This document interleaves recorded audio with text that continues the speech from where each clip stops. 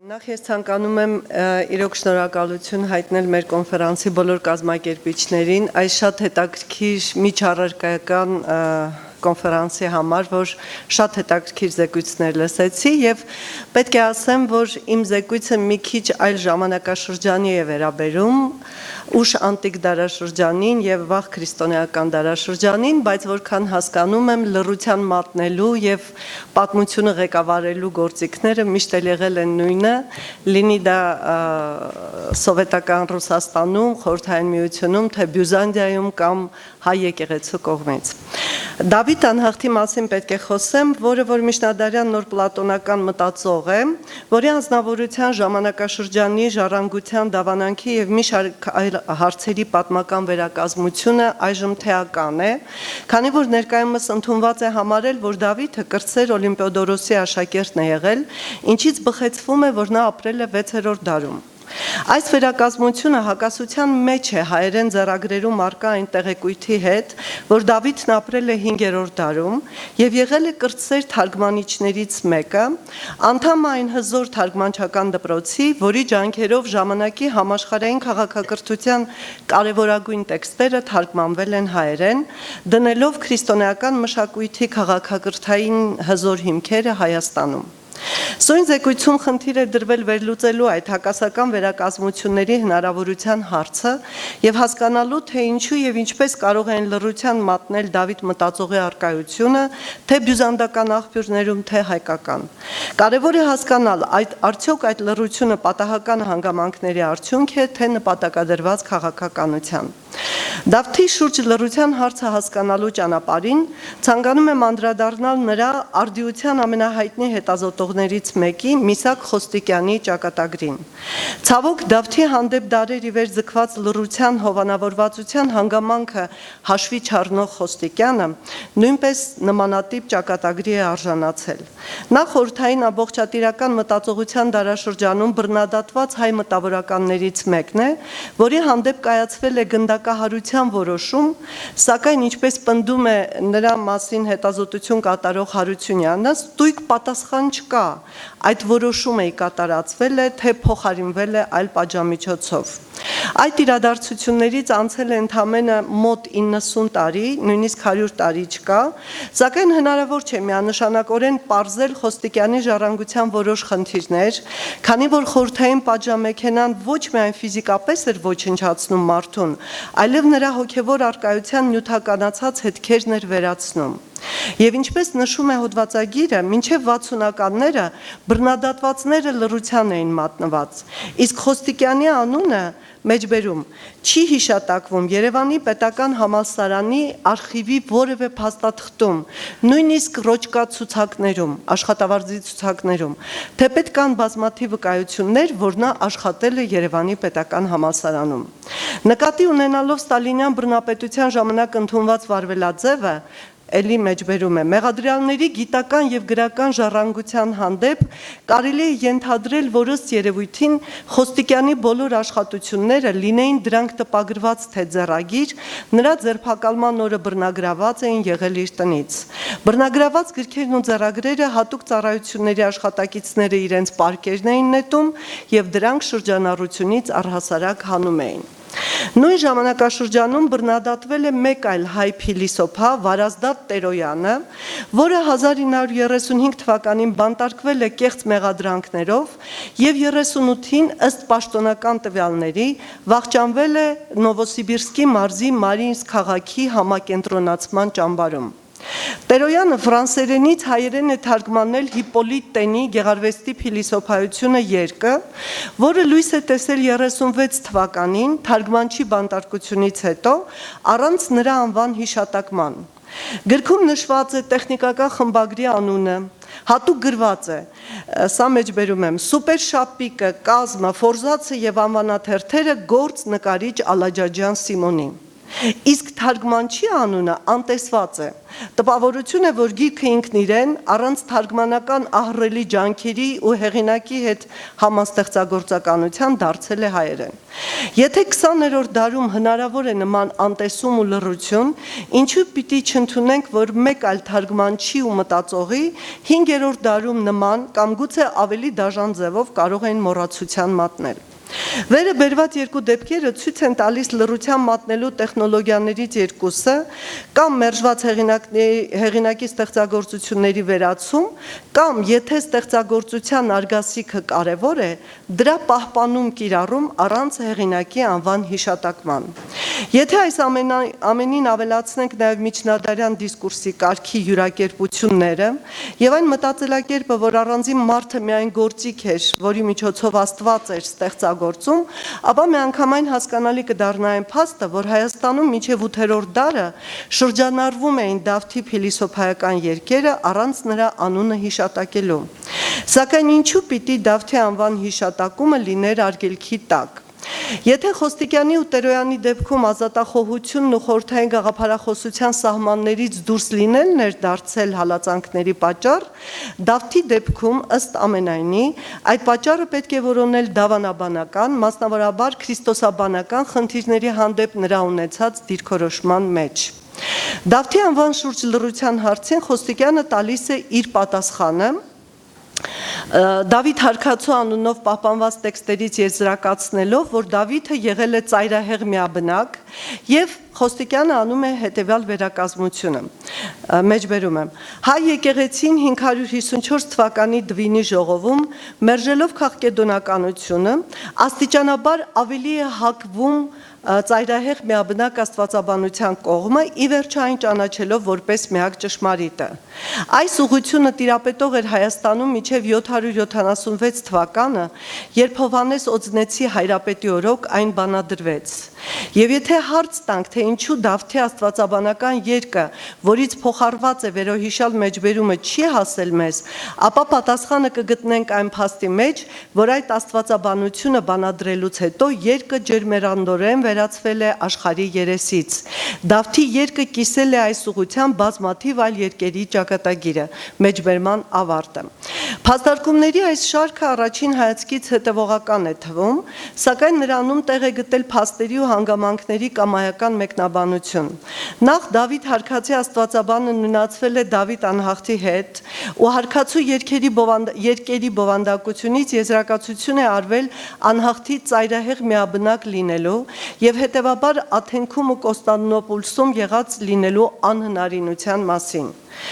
Սակայն շատ ավելի տրամաբանական է հակառակ ենթադրությունը։ Դավիթը եւ Մովսեսը Քաղկեդոնի ժողովի որոշումներին դեմ բանավիճելիս բնավ միաբնակության ջատագովություն չեն անում։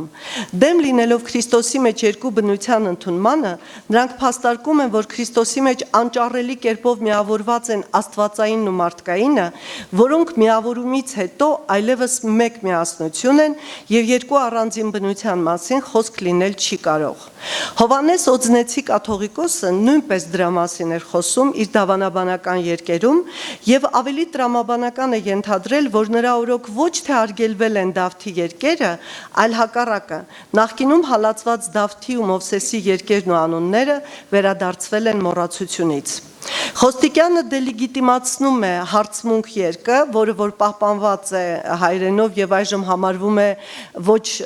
վստահելի, սակայն այդ երկում շատ հետաքրքիր երկխոսություն կա, որտեղ Դավիթն ու Մովսեսը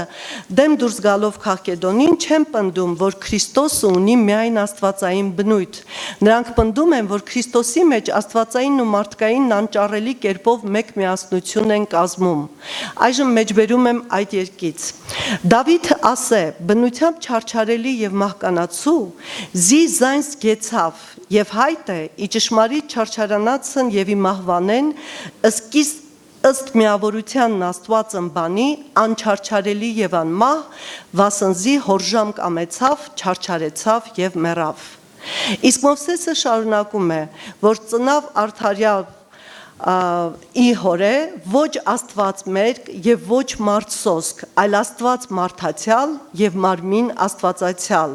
անսերմն ծննդյամբ իկուսեն գոյացյալ եւ իծոցո հոր ոչ մեկնյալ եւ զգործս մարդեղությամբ հավասարապես կատարյալ։ Այսպիսի վերակազմությունը, եթե մենք հավատանք այս տեքստին, իսկ ես մտածում եմ, որ իրոք այս տեքստը ժամանակին թարգմանվել է հունարենից, սա լույս կսփռի այն հանգամանքի վրա, թե ինչու Հայաստան վերադառնալով Մովսեսն ու Դավիթը լավ ընդունելության չարժանացան։ Ըստ երևույթին հայաստանցիները մտածում էին, որ նրանք տուրք են տվել քաղկեդոնականությանը։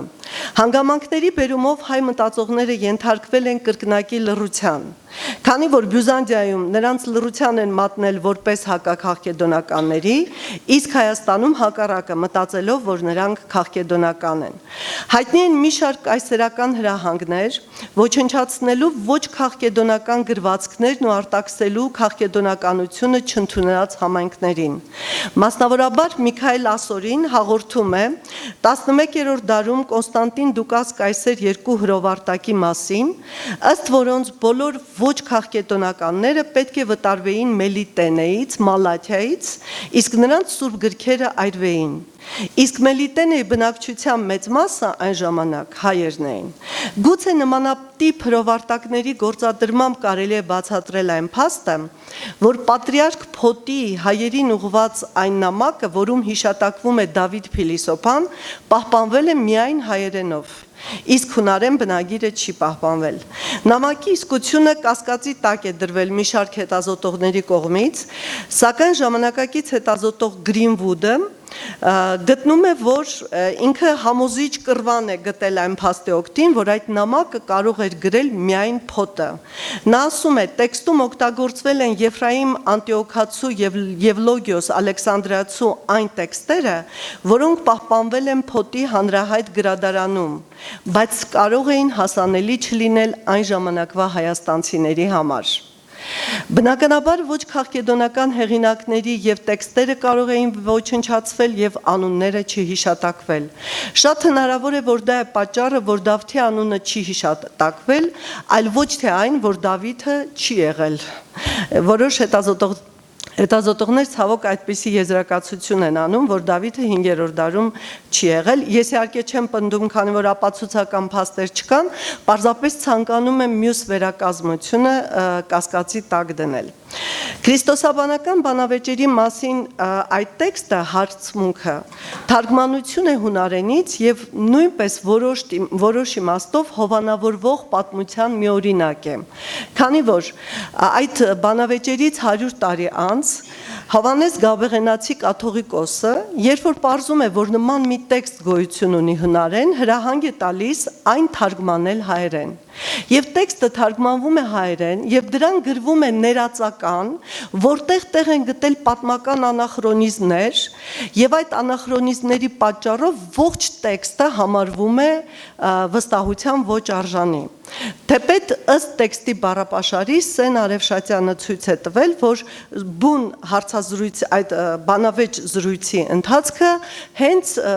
բնորոշ է բառապաշարը բնորոշ է հունաբան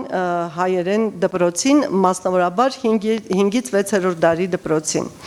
Խոստիկյանը իր վերակազմությունը շարունակելով ասում է, որ մենք իզուր կփնտրենք որևէ հիշատակություն Դավթի մասին 5-րդ դարի պատմագիրների մատենագիրների մոտ։ Հայտնի պատմագիր Ղազար Փարպեցին սա մեջբերում է, որին հայ խավարամիտ հոգևորականությունը հեռացրել է իր պաշտոնից եւ որը 501 թվականին պաշտպանական մի նամակ է հղել այն ժամանակվա հայոց մարզպան Իշխան Վահանին, որտեղ նկարագրել է հունական կրթություն ստացած բոլոր եկեղեցականներին ու փիլիսոփաներին հալածող այդ հոգևորականության խայտառակ արարքները, մի բառով անգամ չի հիշատակում մեր փիլիսոփային մեջբերման ավարտը։ Խոստիկյանի այս շարադրանքը շատ համոզիչ տպավորություն է գործում եւ իրոք մտածում ենք, եթե Ղազարը չի հիշատակում հալածված Դավթին հենց հալածված հալածանքների մասին խոսելիս, ուրեմն կարելի է եզրահանգել, որ Դավիթը չի ապրել 5-րդ դարում, սակայն զարմանալիորեն Խոստիկյանը օգտվել է Փարպեցու 1904 թվականի հրատարակությունից, որտեղ հենց այդ հատվածի մասին տեքստում տողատակի ծանոթագրություն կա եւ այնտեղ գրված է, որ այստեղ բնագրում նշված է, որ մի թուղթ այստեղից պակաս է։ Եվ մյուս ծանոթագրությամբ էլ նշված է, որ մեկ ուրիշ բնագրում էլ գրված է, որ 2 թերթ են այստեղից պակասում։ Իսկ եկեք մտածենք, 1 եւ առավել եւս 2 թերթիկի վրա ինչքան տեղեկություններ կարող են լինել հալածված մտավորականների ու նրանց հալածանքների մասին։ Փորձենք հետևել Ղազար Փարպեցու շարադրանքին եւ ձգտել հասկանալ, թե ինչ տեղեկույթ կարող է կորած լինել այդ պատրված կամ ընկած էջերի հետ։ Իդեպ ես նաեւ ենթադրում եմ, որ գուցե հատուկ է պատրված, բայց այդ մասին այսօր երևի չեմ խոսի։ Հիմա գանք այդ էջերին։ Ուրեմն խոսելով իր հալածանքների մասին, Ղազարը հարց է տալիս, թե լավ, ենթադրենք ինքը հալածվեց, նվաստը հալածվեց, իսկ ինչու ուրիշ առաքելանման մարդիկ եւս հալածվեցին եւ խստագույն վշտով վախճանվեցին։ Ապա խոսում է հարցմունքի տեքստում Դավթի մշտական ուղեկից Մովսեսի մասին։ Այժմ մեջբերում եմ։ Երանելի փիլիսոփոսն Մովսես, որ արդարև միջդեռ էր իմարմնի, ցանկ երկրային զորացներ քաղաքակից,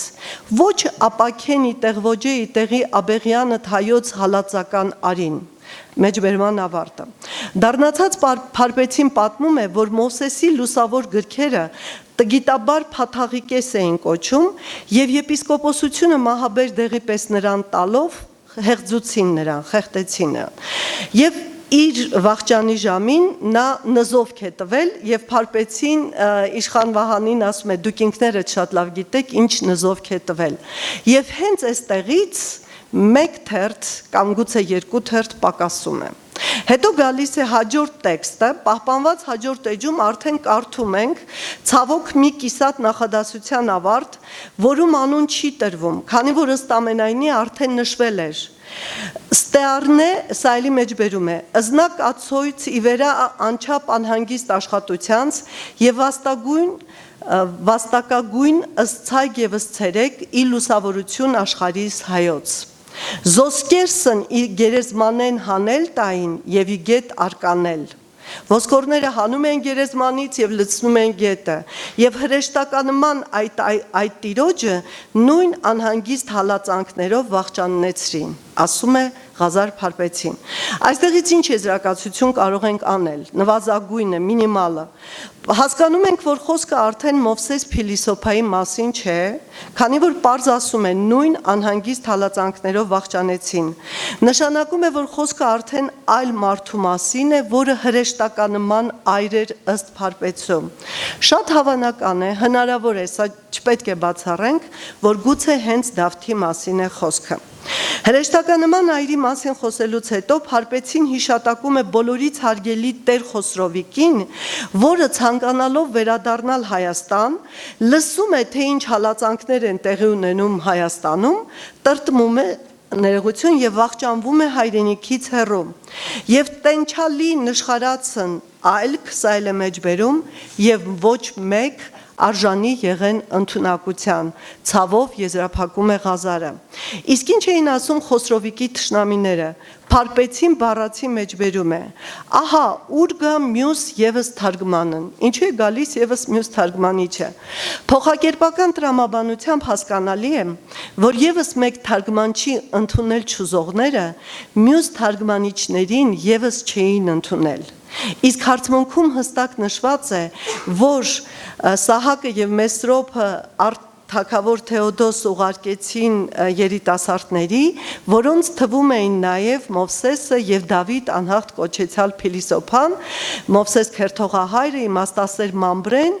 որոնք այնտեղ զբաղվեցին թարգմանությամբ։ Հայոց եկեղեցին Դավթին ու Մովսեսին սրբացրել է ու հիշատակում է նրանց սուրբ թարգմանչած տոնի ժամանակ։ Այն, որ Դավիթն ու Մովսեսը սրբացվել են որպես թարգմանիչներ,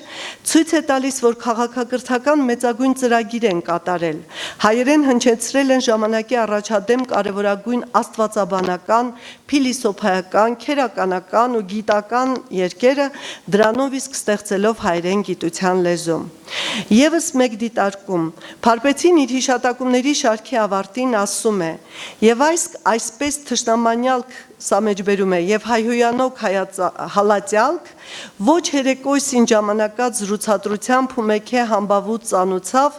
մեզ այլար մեոկիսկ եւ մերում ժամանակի եղյալ տեսակ զայս ամենայն»։ Այսինքն մենք ինքներս մեր ժամանակ տեսանք այս բոլոր հալածանքները եւ այդ դարձյալ պարզ է դառնում, որ նամակից կորած, գուցեև կանխամտածված կերպով պատրված թերթիկի վրա շարադրված է եղել այդ հալածված մարդկանց պատմությունը, որոնց մեջ ըստ ամենայնի Դավիթը պետք է հիշատակված լիներ եւ որպես թարգմանիչ եւ որպես իմաստասեր ու դավանաբանական բանավեճերի մասնակցած մարդ։ Շնորհակալություն։